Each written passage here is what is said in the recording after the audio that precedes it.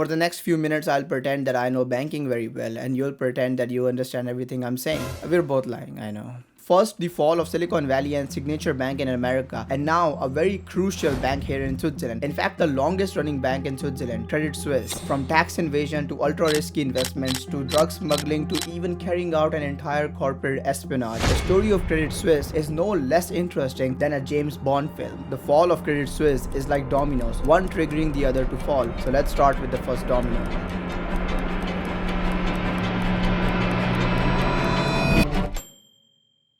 A guy approaches US authorities and provides them vital information on how a Swiss bank is helping wealthy Americans to avoid taxes. The bank he was talking about was UBS, and the guy was an ex-UBS employee, and his name is Bradley Birkenfeld. US government files a civil lawsuit against UBS, accusing the bank for helping wealthy Americans hide assets in offshore accounts to avoid paying taxes. The lawsuit sought the identities of approximately 19,000 UBS clients who had not disclosed their Swiss bank accounts to the IRS. In July 2008, UBS pleads guilty and agrees to give $708 million in settlements. UBS also agrees to give up the data of 4,450 US clients which had an undisclosed Swiss bank account. In February 2009, UBS entered into a deferred prosecution agreement with the US government, admitting to helping US clients evade taxes and agreeing to pay an additional $780 million fine. Wow, and the average Swiss lectures me on morality and human rights and whatnot.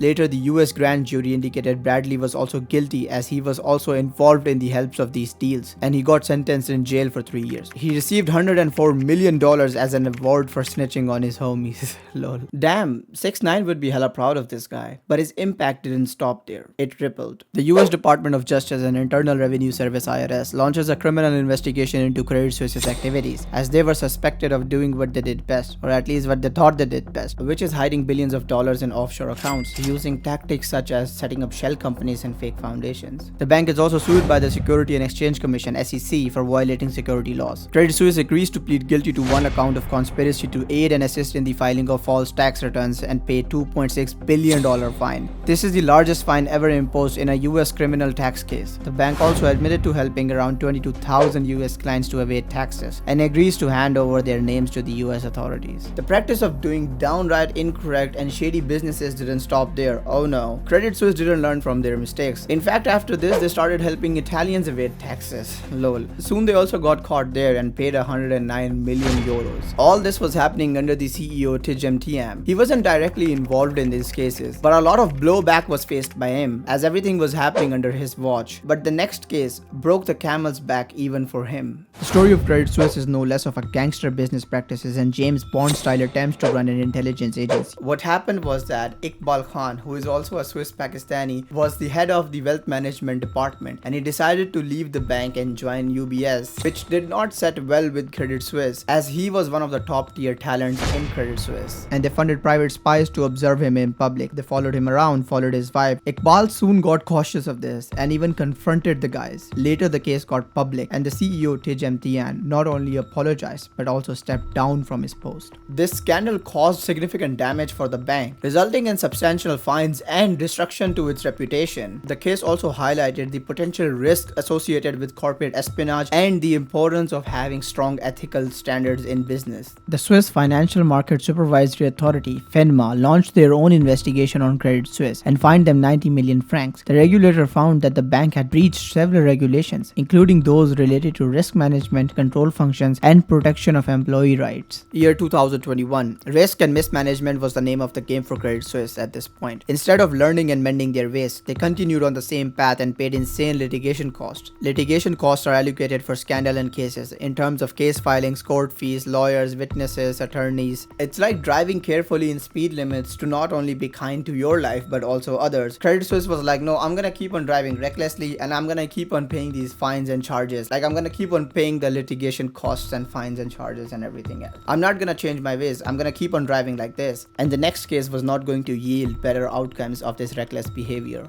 Archegos Capital Management, the margin calls. Archegos took huge loans from various banks including Credit Suisse, but the loans were against collaterals. March 25, 2021, Archegos defaults on margin calls, triggering a mass sell-off of its holdings by several banks to cover up their losses, including Credit Suisse, facing a whopping loss of $4.7 billion.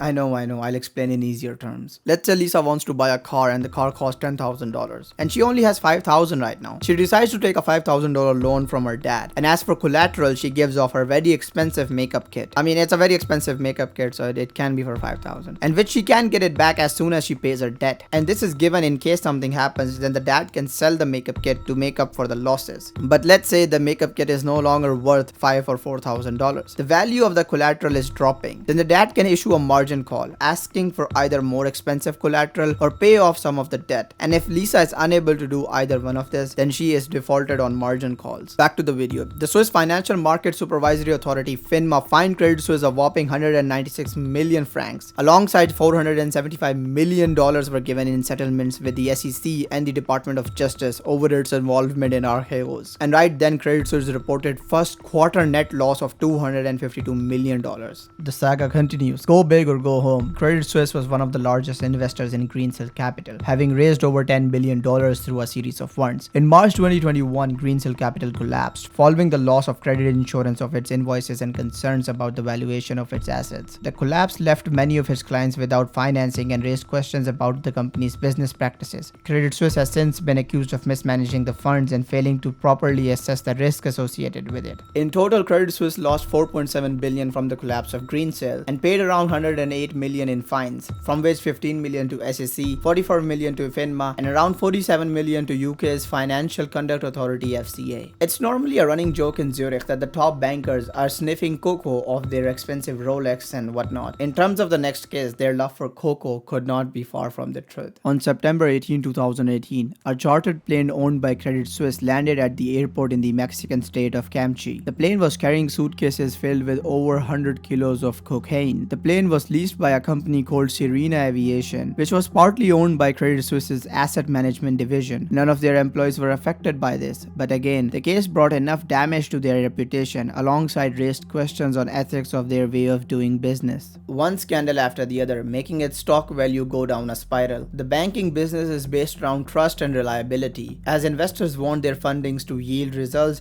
and depositors want their money safe. With the recent activities of Credit Suisse, it faced major withdrawals of cash outflow. As clients or depositors, they want their money kept in a safe bank, not an unstable one which will just dilute their deposits in futile, risky investments. So now not only were they losing money in their business practices, but also from the depositors, which their stock price and credit default swap (CDS) reflected perfectly. What is CDS? I'll explain in simpler terms. In simpler terms, CDS, credit default swap, is like insurance for banks. For example, the investor can buy CDS on the investments which they made in Credit Suisse. Now, if the bank is stable, then the CDS rate would be low, but if the bank is unstable, then obviously it will be expensive, just like insurance in real life. As men's car insurance is slightly expensive than women's, as the chances of men driving recklessly is slightly higher. Hope this helps. A string of scandals over the years, top management changes, multi-billion-dollar losses, and an uninspiring strategy can be blamed for the mess of the 106-year-old Swiss lender. The issue Credit Suisse runs into is that it almost becomes a self-fulfilling prophecy. Not so much from a liquidity perspective, but that their star talent starts to leave, rich people pull their money out of the private bank, their risky investments bring no reward, so fundamentally the business declines, as no one wants to be a part of a failing system. Their talent leaving, and more importantly, clients moving their money out of the bank, also known as not having any confidence or trust in the bank. And to regain confidence and ease their investors, they proposed a turnaround plan. The new leadership duo of Chairman Alex Lehmann and Chief Executive Officer Ulrich Körner pitched a return to Credit Suisse's Swiss roots as the best way forward. They disclosed a plan to cut 9,000 jobs and managed to raise $4 billion in fresh capital. As the part of fundraising, Saudi National Bank brought a 9.9% stake through a private placement, becoming Credit Suisse's biggest shareholder. But little did they expect expect what this investment was really gonna bring them. At this point, the bank faced heavy cash outflows, more than 110 billion francs, and the bank suffered its biggest annual loss since the financial crisis. The bank's share fell 15% after the results, and exactly when they thought that it can't get any worse from this point on. There was someone waiting to put more gasoline on these burning flames. March 15, the chairman of Saudi National Bank, Amar al-Qadari, in an interview told Reuters that the bank would not provide any more capital to Credit Suisse for regulatory reasons. We cannot because we would go above 10%. It's a regulatory issue. And all hell broke loose. His statement down-spiraled Credit Suisse's stock a whopping 25%, and quickly after that, he tried to retreat his statement and even went as far as saying that his words have been misunderstood and warped. The bank took a nosedive. It was damaged beyond repair. March 16, the Swiss National Bank quickly threw a 50 billion franc liquidity lifeline in hopes to arrest the havoc, but it failed miserably. March 17, everything is fine. Everything is in fact not fine. Credit Suisse caps a week with daily outflows of about 10 billion francs. March 18, together with Switzerland's financial watchdog firm FINMA, it is brokering a takeover by UBS to shore up Switzerland's financial system. The Swiss government also forced through a Credit Suisse takeover without a shareholders' vote. This is a commercial solution, not a bailout, said the Swiss Finance Minister Karin Keller. The thing is that under no circumstances was the state going to let this bank lose. As I told you earlier, it was too big, too important to fail. March 19, UBS agrees to take over Credit Suisse for 3 billion francs. They also fetched the best deal for themselves, as Credit Suisse was valued around 8 billion at that time of the deal. The fusion of Switzerland's second largest bank with UBS has now created a behemoth that is even more too big to fail. The combined balance sheet of both banks stand over 1.6 trillion compared to Switzerland's 800 billion gross domestic product. What will this merger bring, and what does it mean for Switzerland, and more importantly the international banking sector? Only time will tell. If you like the video, please subscribe to the channel. I'm trying very hard to stay consistent, so please subscribe to the channel, give it a like, comment what you liked or did not like about the video. I really hope to see you guys soon in the next video. Till then, take care of yourselves and fertig.